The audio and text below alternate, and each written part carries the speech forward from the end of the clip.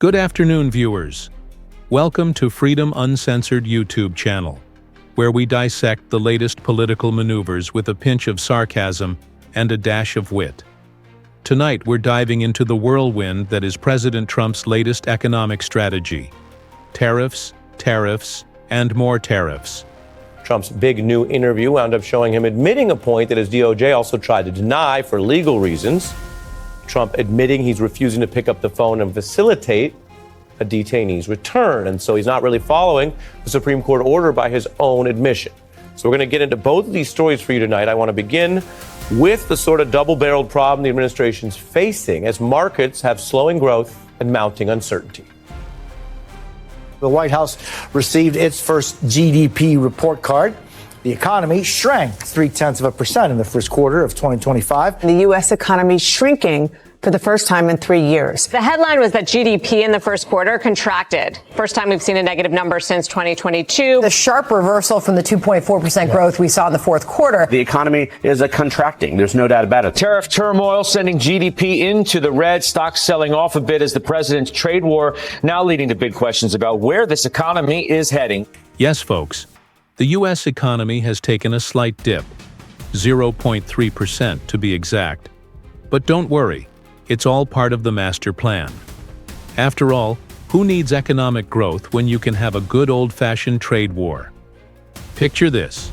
Headlines splashed across your screen like breaking news alerts from an economic horror movie. U.S. GDP shrinks amid tariff turmoil. Consumers brace for price hikes. And my personal favorite, Trade War 2.0. The sequel nobody asked for. It's as if we've collectively signed up for an economic roller coaster without seatbelts, led by a conductor who assures us that feeling dizzy means we're winning. Sure, your wallet might feel lighter, your grocery cart emptier, and the stock market more volatile than your teenage nephew. But remember, this is all strategic brilliance at play. Who needs stability when you have tariffs making life as unpredictable as reality TV? Clearly, we've exchanged steady growth for the thrill of uncertainty. Because who doesn't enjoy their economic policy served with a generous helping of suspense? Buckle up, America, because we're just getting started on this wild ride. Courtesy of trade wars, tariffs, and strategic chaos. Analysts are pointing fingers at the recent surge in imports, which subtracted a whopping 4.8 percentage points from GDP. But let's not get bogged down in numbers. The real story here is the art of distraction. Imagine economic policy as a magic trick.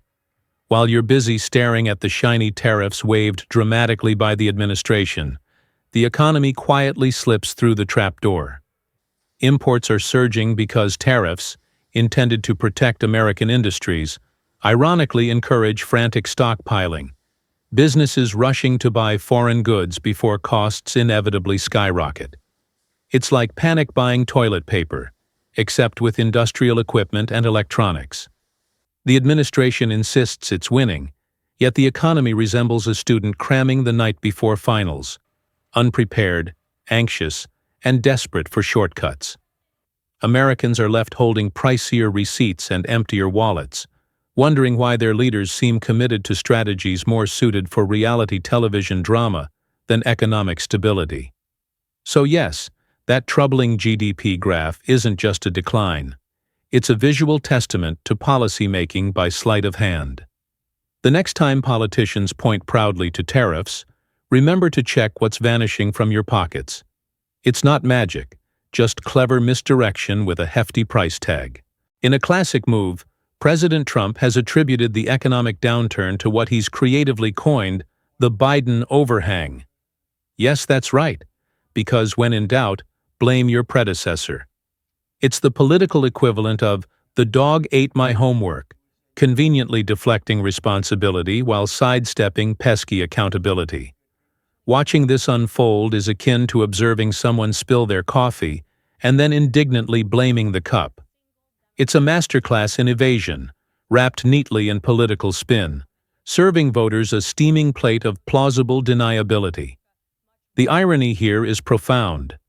The administration, known for proudly dismantling predecessor policies, now finds itself strangely dependent on Biden's legacy for explanations. Instead of owning the outcomes of his aggressive tariff strategy, Trump pivots effortlessly toward yesterday's scapegoats, rewriting history with confident audacity. This tactic isn't just predictable. It's practically tradition in American politics, an endless relay race passing the baton of blame backward through administrations. So as we witness yet another episode of finger-pointing theater, let's appreciate this moment for what it truly is. Proof that in politics the buck doesn't just stop elsewhere. It apparently time travels to whoever sat in the Oval Office last. Meanwhile, consumers are feeling the pinch as prices continue their upward climb. Your weekly grocery run now resembling an upscale shopping spree minus the glamour. But fear not. The administration assures us that tariffs actually function as a tax cut for Americans. That's right. By their logic, paying more somehow magically means saving more. Call it economics with a runway twist, because apparently emptying your wallet at checkout is the hottest financial trend of the season. Picture consumers glancing anxiously at skyrocketing price tags, as though they've stumbled into a boutique they can't afford, yet being cheerfully informed that overspending is now a patriotic act. It's the economic equivalent of telling someone that dieting involves doubling your calories. Yet, despite reality screaming otherwise, the administration confidently strides down this catwalk of fiscal absurdity, fashionably wrapped in denial. Consumers are left navigating a paradoxical maze, feeling poorer while being reassured they're richer. A surrealist painting come to life. So next time your receipt induces sticker shock, take comfort in knowing this is not inflation. It's merely economic couture, where financial distress becomes fashion-forward policy. Public approval is dipping, with only 38% supporting Trump's economic management. Numbers that suggest his tariff-driven strategies are about as popular as a dentist appointment. But who needs public support when you've got unwavering confidence in your own policies, right? After all, democracy is just an elaborate opinion poll, and clearly opinions are overrated. Watching approval ratings slide is reminiscent of observing a determined captain steering straight into an iceberg, confidently dismissing warnings because icebergs are obviously fake news. It's an impressive commitment to self-assurance, where economic turbulence isn't a sign to reconsider, but proof that everyone else just doesn't get it. For Trump, declining popularity is merely background noise, the murmurs of doubters who simply haven't caught up to his genius yet. Why adjust strategies when confidence alone can apparently fuel policy-making? Perhaps his advisors skipped the class on public sentiment, convinced polling was just another deep state conspiracy. Ultimately, this isn't just stubbornness, it's an art form. It's the political equivalent of plugging your ears and singing loudly when reality tries to interrupt your perfect symphony. After all, who cares about ratings when you've already crowned yourself as the best economist since, well, yourself? So as we brace ourselves for the next economic quarter, remember this crucial lesson. In the world of politics, perception is reality. And in this carefully crafted reality, tariffs have become the ultimate gift that keeps on giving, especially if your favorite pastime happens to be navigating economic turbulence.